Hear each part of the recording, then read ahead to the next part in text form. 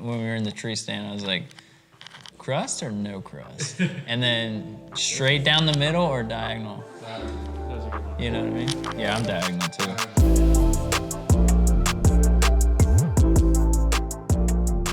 What's up, guys? How we doing? JHaderade here with Cody Ponce. Just giving you a little Q&A that we are, give you a little insight about my life, what I like to do off the baseball field, and even answer some questions about, some big moments in my career. So sit back, relax, and here we go. So you came up and you made your debut with the Brewers. What is the best Brewers moment that you've had so far in your career? I definitely think the biggest moment in my career, and I mean, obviously I've only been with the Brewers, but I think game 163, we played the Cubs. It was a tiebreaker to get into the playoffs. It was either go wild card or it was to get into the division, win the division. And that was probably one of the most exciting times. And everybody loves to win, and you don't want to go to the bottom of the seed, you want to go to the top of the seed. So for us to win that game against the Cubs, being in Wrigley, it was a huge, huge moment. I remember sitting there watching it happen. Day game, wind was blowing out. Not hard, but very, very softly. Might have been blowing in. I think I got saved on my last out. Was it the pop-up to Locaine? No, it was to Broxton. Broxton, that's right. Broxton, yeah, Keon Broxton. Wind was blowing in, and that was actually to Rizzo. Previously before that at bat, we had a game, regular season game, and we were playing them at home. And he actually got me with a pitch, I think it was a fastball, high and inside, hit it out. So come back to game 163, and we have that same battle, 2 outs, and wind's blowing in. He hits a high and in fastball, and just didn't make it out. And that was 3 outs, 163, and we got the dub. So that was that's how that one ended. But it was just that battle that we've had that whole season was probably one that I remember. But I love me a good PB&J sandwich. Are you a crust or are you no crust guy? Now, before you answer, as well, do you like to cut it down the middle or do you like to cut it at an angle? First off, I have to toast my bread. Toast. Game-changing PB&J move. Toast your bread, let the peanut butter melt. Okay. I'm not big on crust or no crust. I can roll with either, but I think the cut has to be an angle cut. Okay. Across, and that's the way it has to go. But I would say off the bat, no crust. That's always a good one. Not just a Brewers moment, but what's one of those moments in your entire career that you really relish on, and that you look back and you go, wow, if I can redo it and press rewind, I would rewind that one moment and play it over and over again? I think it gives me chills just thinking about it. I think it was when I got the opportunity to play for USA. We went to Toronto, and we were playing in the Pan Am games, and just getting the honor just to even wear USA across your chest and play for the team. It's huge honor, and that was one of the biggest things that I took from, is because you don't just see. I mean, obviously you're playing for your country, but you're also seeing other countries that you're playing with and how they go about, obviously baseball, but just how, the passion they have for the game. And, one of the games that, comes back to my mind was when we played Cuba. And this was actually a huge moment for me, because this is when I actually became, a reliever in a sense, where I was a starter in the minor leagues, went to Pan Am games, and I became a reliever. I was in the bullpen, and I want to say it was the bottom of the 8th. I'm not sure if it was top or bottom, but 8th inning, and we have 3 of the best Cuban hitters, and ended up getting out of it. But that was one of the times where I found out that I had more in the tank on my fastball than I normally would as a starter, and just hearing the drums banging and just the crowd going crazy, that was probably one of my favorite moments as a baseball player, just seeing that kind of culture, relish throughout the game. Do you think that, do you kind of want that culture to be brought to the States and like see that kind of culture and that music and those drums and like those vuvuzelas and the bands and like everything getting played in the stadium? Or do you think that you like it the way it is right now?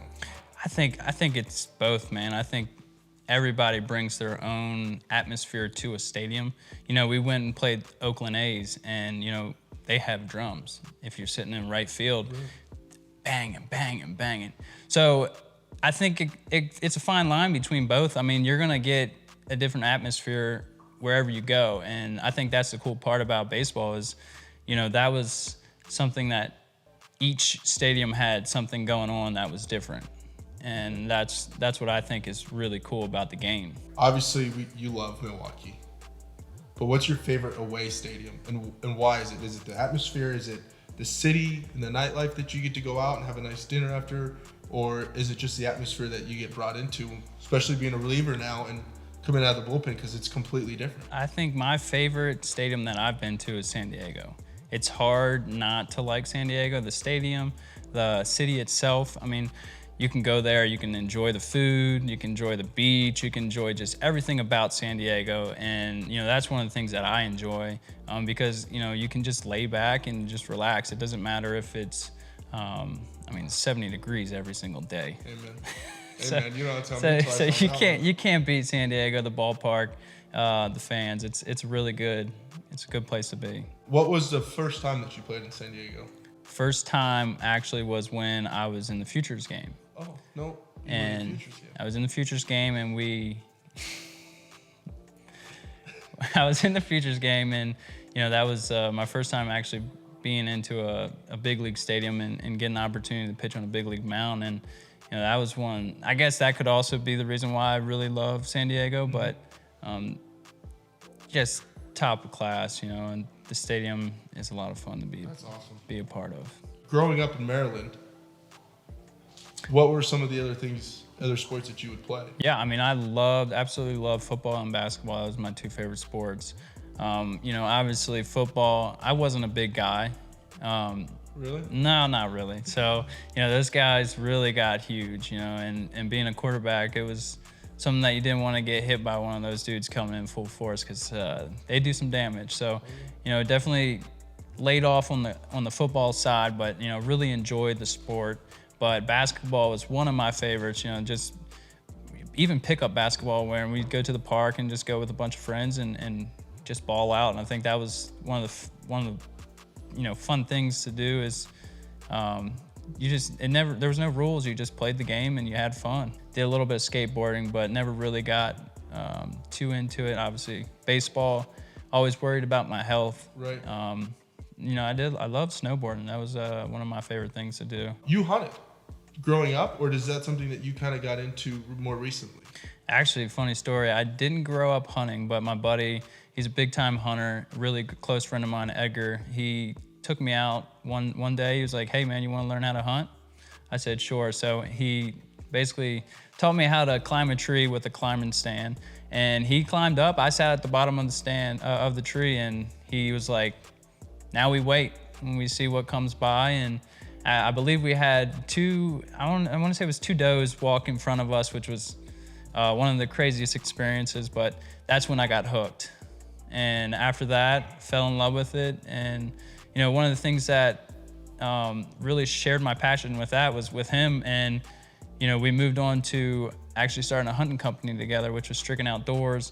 And we Riggins gets happy about Stricken Yeah, Outdoors. he loves Stricken Outdoors, big time Stricken Outdoor fan. Uh-huh. So we started that with Edgar and two other of our buddies that started hunting, and that's where our passion for the outdoors. We started filming. We started trying to showcase why we love the outdoors so much, and really what it is more than hunting the animal. It's about being out in nature.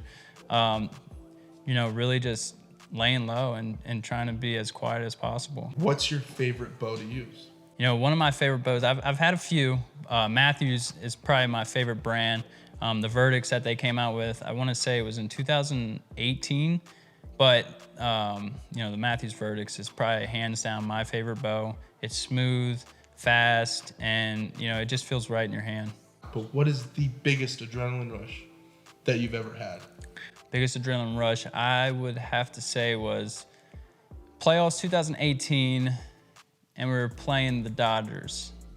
And this was to go to the World Series. So, there was multiple times where I came in the fourth inning and I had to just grind it out. And, when Milwaukee is loud and that dome is closed, it's loud.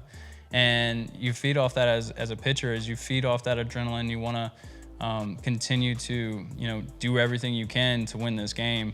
And, just coming in, didn't know when I was coming out. I was just going until they took the ball away from me. And that's one of the things that I remember to this day is that playoff game against the Dodgers. And, just really trying to make it happen.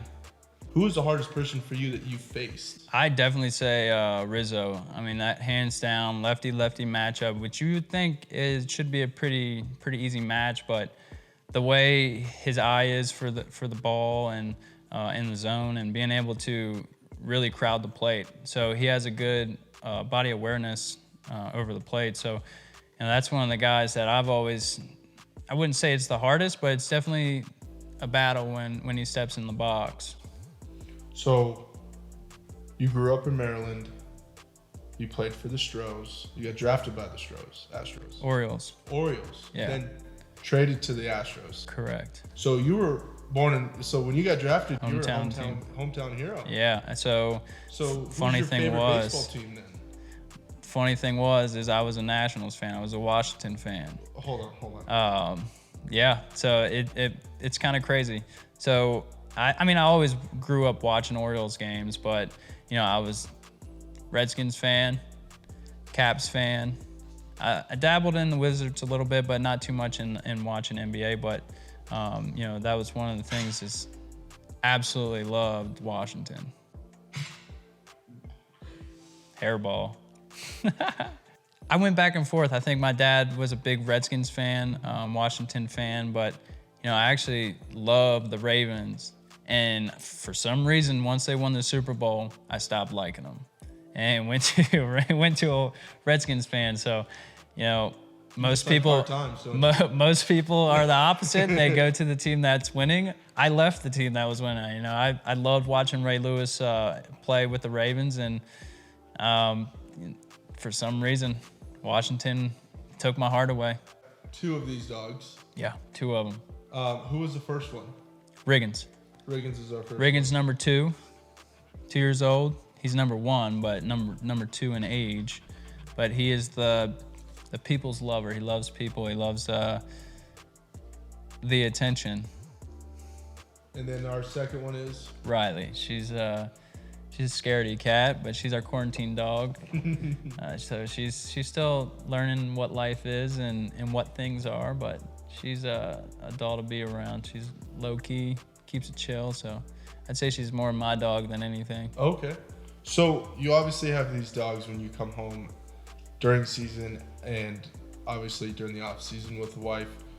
Are they kind of an outlet for you to get your mind off of baseball? And if it's not just them and if maybe it's something else, what else helps you keep your mind so that way you're not always, overthinking the game and like always in it? Yeah, it's definitely easy to get caught up into the game. We're at it every single day, good or bad. You have to move on to the next day. And coming home, seeing these dogs, they're always happy. They don't care about what's going on in the world. It doesn't matter. Their world is here, and when you step in, they're just happy to see you. So, obviously that's number one. It's great to see the dogs, the wife, and just enjoy time with them. But one of the things that I really have passion for was hairballs, man. One of the things that I have passion for is playing video games, and that's one of the things that I started doing, a few years ago, is getting together with a bunch of friends, streaming, and just starting to interact more with fans, because it's awesome to see fans at the baseball stadium, but there's another thing when you're able to be in your element and play video games where it's more of a relaxed tone than more of a business. But just being able to show people really what I like to do outside of the game. So what is streaming in a sense, like for people who don't know what it is? Yeah, so it's basically a live platform. It's on Twitch. One of the things that I like to do is, go through, ask questions, interact with the fans, and just really enjoy the time playing games. And it's a live experience, so it's not like it's pre-recorded or anything like that. So you get to see live and direct, baby. Yep, always. Number one question. What was the reason for growing it out? And would you ever cut it if there was a good enough reason? Reason I grew it out, just wanted to change. I had, buzz cut, 2 all the way around, short hair, just did it myself. It was the easy way to do it. And I said, you know what? Let's grow it out and see how it goes. It was the longest process ever. I'll tell you what, it's 4 years until I got it to the length that I wanted it. And I wouldn't cut it. To this day, I think I just have to keep it riding. I think that's, whether it's up in a bun or not, I think that's what I enjoy having. Head and Shoulders, Pantene, anybody? Well, I appreciate it, brother. It was a pleasure. As always. Thanks, Riggs. Thanks Riggs. For sealing it, brother. Love it. Appreciate you guys tuning in. Thank you for giving the insight on the questions, and stay tuned. Take it easy, guys.